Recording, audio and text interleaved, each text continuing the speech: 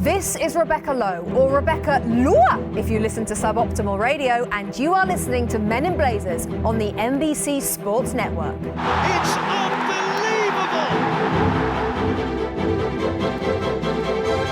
Welcome to a Men in Blazers pod special. Our guest today is Megan Rapinoe, a long-time great friend of the pod who's played a key role in so many of this nation's most thrilling moments on a football field over the course of the last decade. Back in December, Megan tore her ACL and is now in a fight to regain her fitness and form ahead of the United States' attempt to defend their Olympic title in Rio. It's rare for a soccer player to talk about their rehab, but Megan is and has never been a typical kind of soccer player. And our conversation sheds light on the emotional, physical and mental aspects of an elite athlete's race against time in the journey back to fitness. We also explored the evolution of the US women's national team with its influx of young talent post-World Cup glory. To the football. Our guest today is a World Cup champion, Olympic gold medal winner, and one of our favourite people on the planet. We welcome to the pod a footballer who Tilda Swinton has already signed on to play in our 2015 World Cup biopic, Women Are From Victory, Men Are From Germany. Number 15 for the Seattle Reign, joining us via phone from Ithaca, New York. Welcome, the one and only Megan Rapinoe. Pew, pew, woohoo! Thank you. How are you guys? Oh, so happy to speak to you. You're such a calming influence on my life.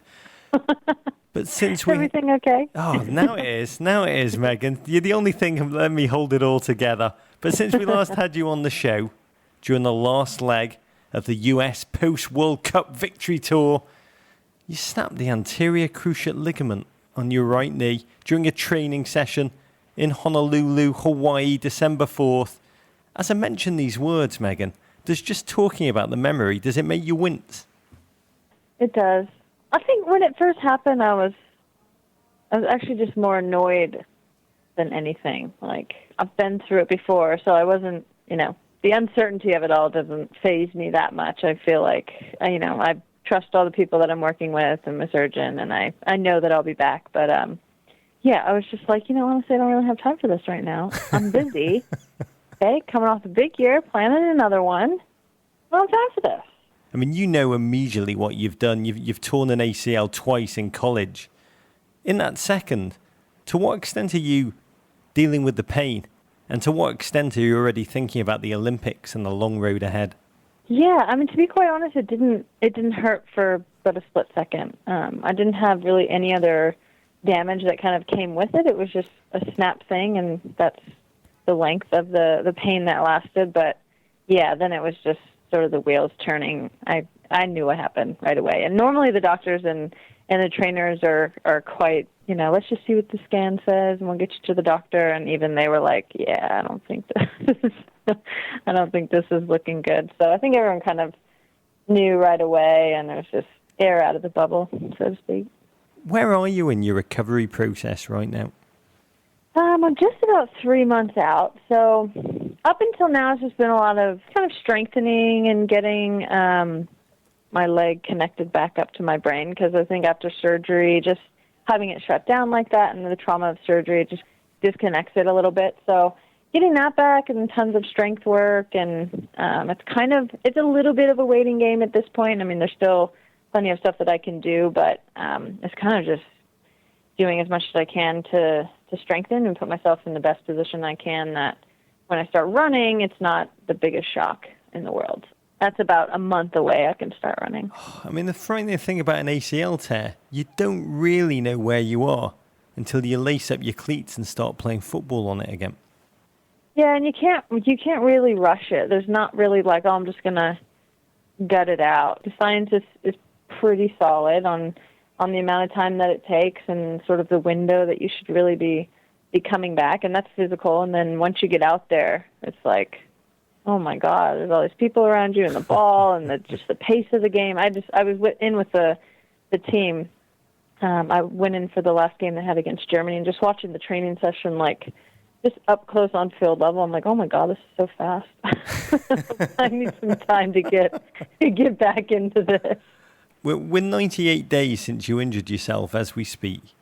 Do you start going through the 7 stages of grief with that kind of an injury? Shock and denial, anger and bargaining, all the way through to acceptance and hope? I think a little bit of all of it. I think actually right from the beginning, my twin sister Rachel gave me a really great piece of advice, and there's not really anyone in the world in my life that knows me better than her. She was like, listen, it's been a really long year. You're tired. Like, obviously, you don't want this to happen, but it did.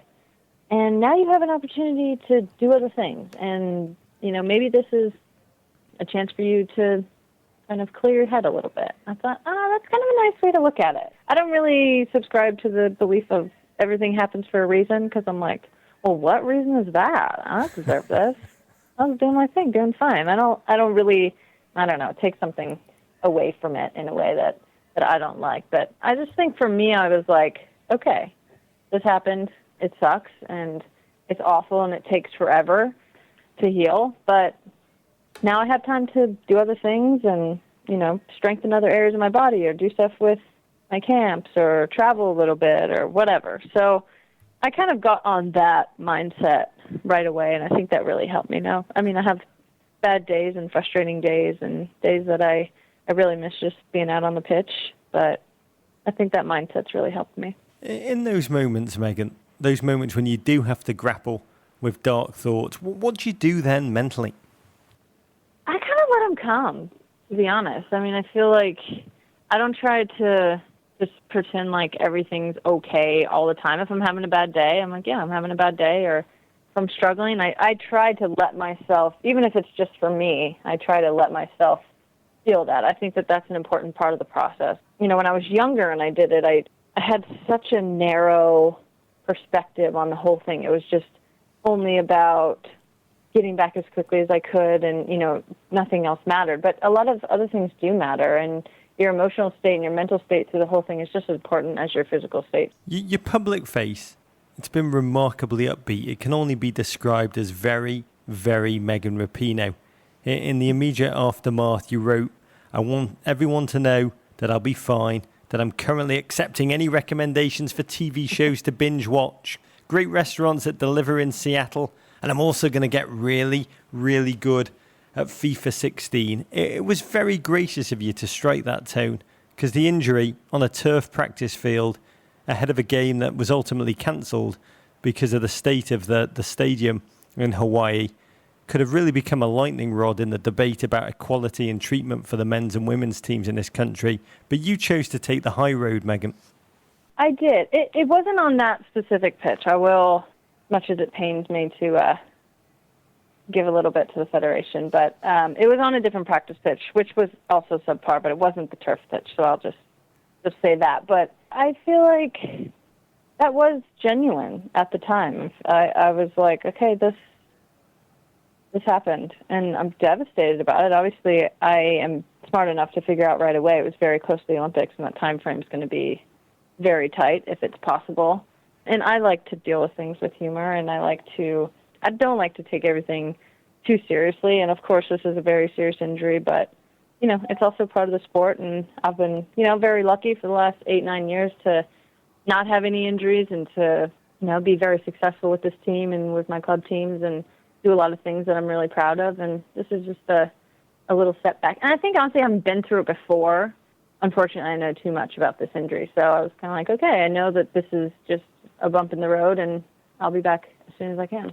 The injury has meant that you've had a lot more bandwidth to throw into, all kinds of things. You've taken up drumming. You've travelled to Spain. You went to watch Ronaldo at the Bernabeu. How was that? Did he remind you a bit of a Portuguese Kelly O'Hara?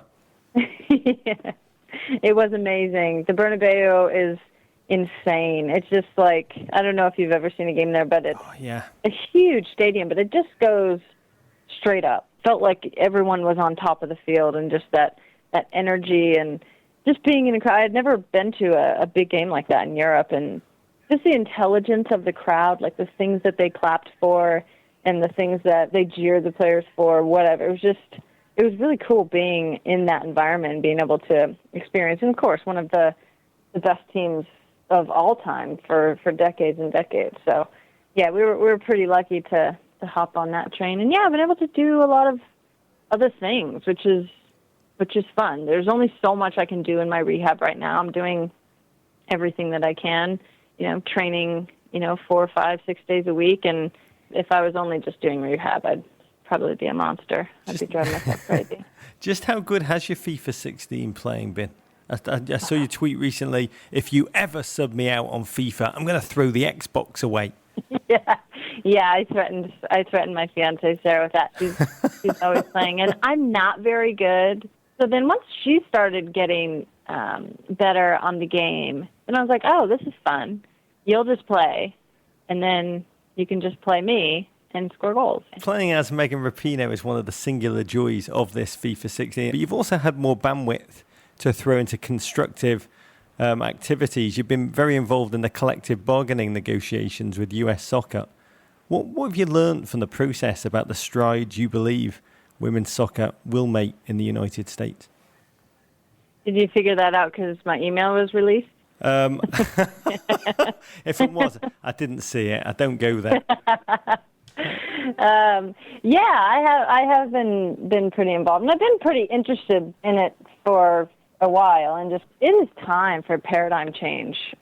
We're not asking for $50 million right now, but there's no reason that we shouldn't be paid more. There's no reason that a different perspective on this team shouldn't be had. There's with the Victory Tour and the games that we're selling out and the attendance that we're having, the league is growing. We have, legitimate superstars on the team. I think that we have pushed our way into the conversation. It's not a handout anymore. We have absolutely, in my opinion, earned everything that we've gotten and everything that we're asking for. And I think that U.S. Soccer is in a unique position as well. I think they have always been at the forefront, especially in the women's game, and in a federation that other federations around the world can look to as an example. And they need to keep going with that. They need to keep striving and keep growing and keep being at the forefront of the push for equality for women and for gender equity and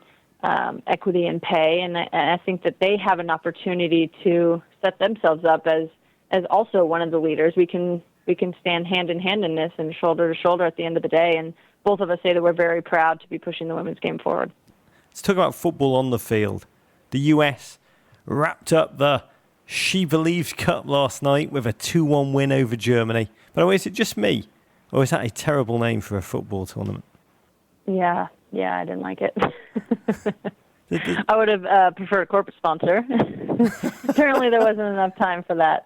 Hopefully in the future we'll have that. I think it was a good campaign for a specific subset of demographic that is interested in the women's national team, but it's far too narrow and a little patronizing, to be quite frank. Yeah. I think that we're a lot bigger than that, and that message is not nearly enough of what our team really stands for, and it excludes people. It excludes, women my age that just feel like that's kind of for younger kids or men or little boys or you. We had you believing, right? You had me believing a long time ago. But the only name I can think of that would be worse was if it was called the Trump Cup.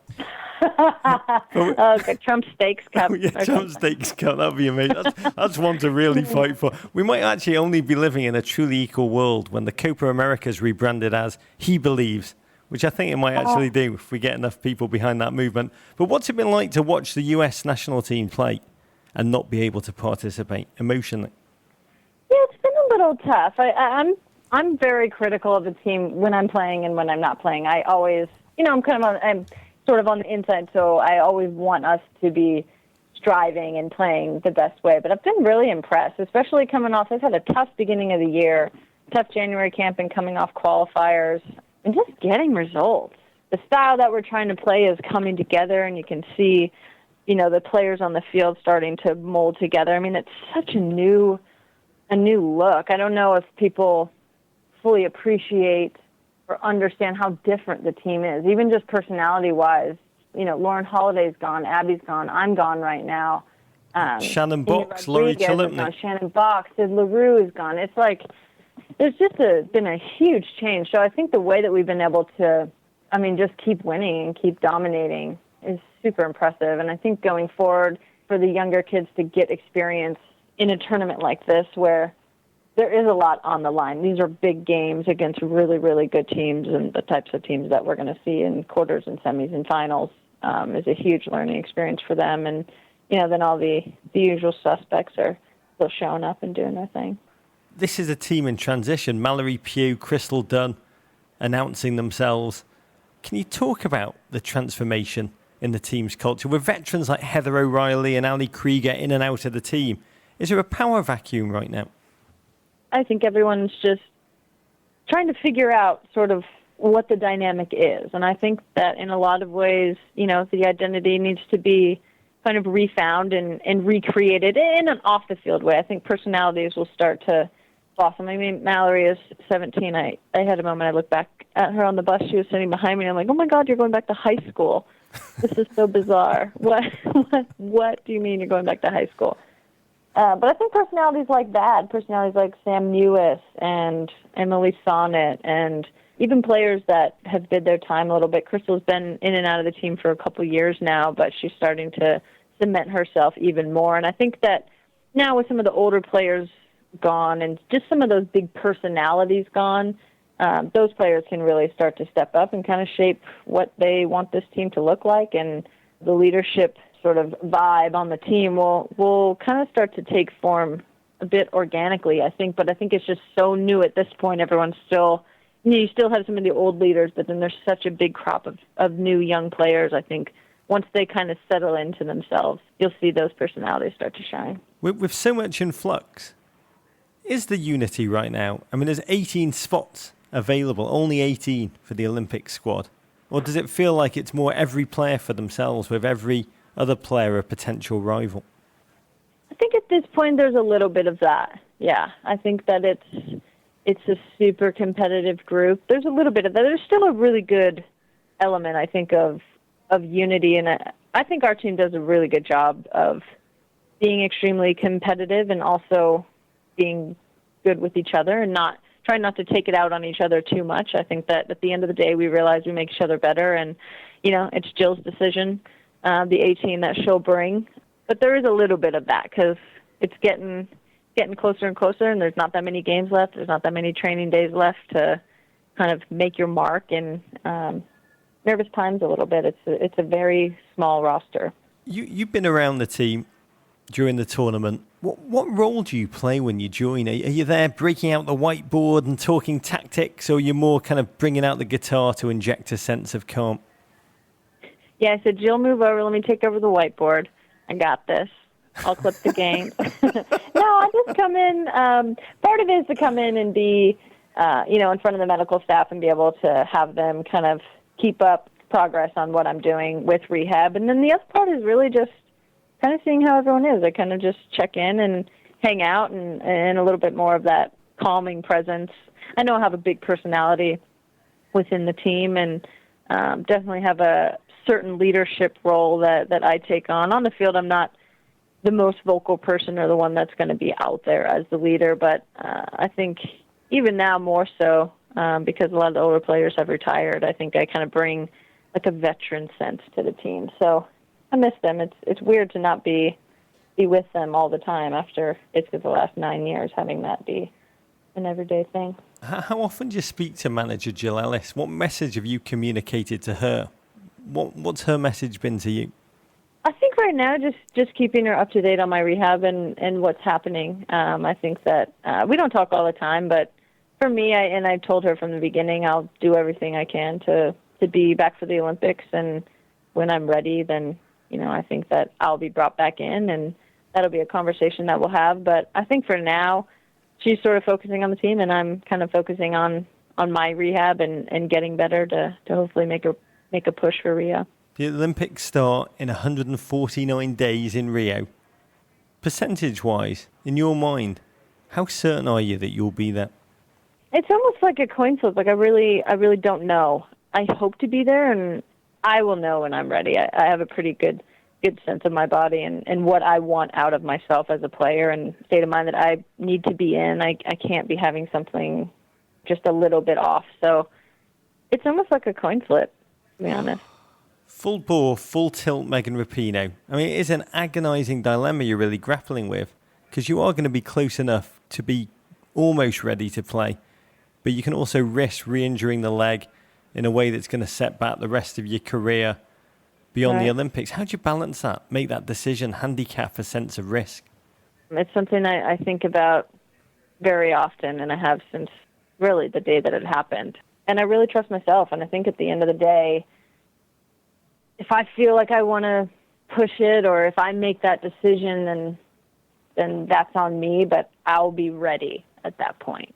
And I'm really just not willing to risk the rest of my career for even the Olympics. I feel like I have a lot of career left in me, and I wouldn't want to sort of risk it all for one thing and then not be able to kind of live with myself after that. If you don't make the Olympics, which is unthinkable territory for a lot of us, do you think we won the World Cup, I already have an Olympic gold, so be it? Or does even being asked this question kind of crush part of you? I don't think it does. I mean, if I have a chance to go to the Olympics, it's just an incredible once-in-a-lifetime experience. Even if you go to multiple, they're all different. And every tournament is different. And, even just comparing the two World Cup experiences that I have, they were so different and so incredible and so challenging in different ways. So, yeah, if I have the chance to go, if I feel at all like I would be ready or be right there, then I'll push for that. The Olympics is incredible. You're 30 years of age. During this long rehab, has your mind wandered to what you want to achieve after football, Megan?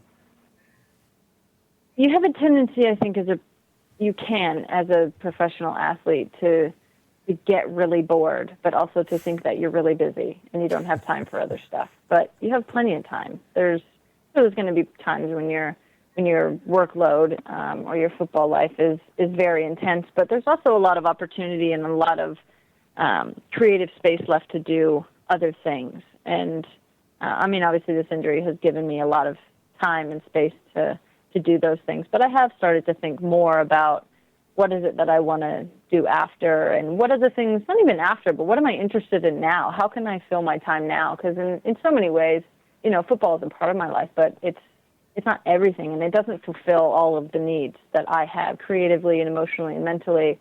The football side of it is rewarding, but then you go home, and then what do you do? So I feel like for me, I've been much more interested in what am I interested in now, and what kind of creative space can I get into, or what things can I do that will challenge me now and keep me growing as a person. Like what, Megan? Well, I've gotten much more into the business that my sister and I started. It's called Rapinoe SC. We started doing camps, like 6 or 7 years ago, and we kind of did a couple here and there and sort of trickled in and out, but we've kind of revamped it this last year. And really our vision is to just be Rapinoe events, whatever that may be. Right now we're doing clinics. They're sort of half sports performance training and half soccer, but it's really more an event for the kids. Really our whole goal is for them to have fun, for them to enjoy themselves, for them to be inspired, and for them to go away with the message that whatever it is that you want to do, just be the best person that you can. Our motto is kind of be your best you, and we just want to kind of impart that on the kids. You wrote recently, the Women's World Cup should never be played on artificial turf again. FIFA should be at the forefront of equality and safety issues, not lagging behind. When I read that, Megan, I thought, whoa, would you ever want to run for FIFA? I've got to say, President Rapinoe has such a lovely sound to it. It does, doesn't it? The Swiss Alps would suit me, I think. I don't know. That's a big job. But I would definitely like to be involved, because it really is just very simply a choice. I think that in all issues of equality, it's very simply a choice, and people just look at themselves in the mirror and they're like, yeah, I'm making that choice, even though they know they're totally discriminating or screwing over someone else. And I just don't know really how they live with themselves. in that way. But hopefully we're going to see some changes in that way, and it seems like there's a lot more women involved in FIFA now, and that's a big push. I think diversity in that sense across gender and across race and ethnicity is only a good thing, and hopefully we'll keep pushing on in that, but they need to start making better choices. Megan, last question for you. The ACL, such a common injury, can be crushing, particularly for young athletes or young listeners, many of whom are probably listening while they're going through similar rehab processes to your own. I mean, elite athletes typically go radio silent when they're in the midst of recovery. I mean, the fact that you don't is a real testament to who you are and how different you are to everyone around you. But what piece of advice for our young listeners, young athletes who are currently fighting to come back from such an injury, what advice would you give them right now? Take it slow and be very patient. Nothing is going away in the 6 to 12 months that you take to recover, and you'll come back stronger. But I think just mentally as well, taking it slower and emotionally gives you the time to kind of go through the whole process of it. And coming back, it's just to give yourself time to get back into it and be kind to yourself, because it can be a tough and grueling process that you have to go through, and it's hard, and you want to work, and especially as an athlete, I think the tendency is just to outwork every problem, and that just doesn't really work all the time. I think that you need to be smart, and you need to tap into different parts of the person that you are to help you deal with this injury. It's not just the physical injury. You have to overcome the mental aspect of it as well. So just be patient, be kind with yourself, and of course, got to work your ass off. And take up the drums. Yeah, and take up another hobby. Megan, thank you for joining us. I will speak for all of our listeners when I say we wish you Godspeed in your recovery. The world feels like a better place when you are on the football field. Megan Rapinoe, courage.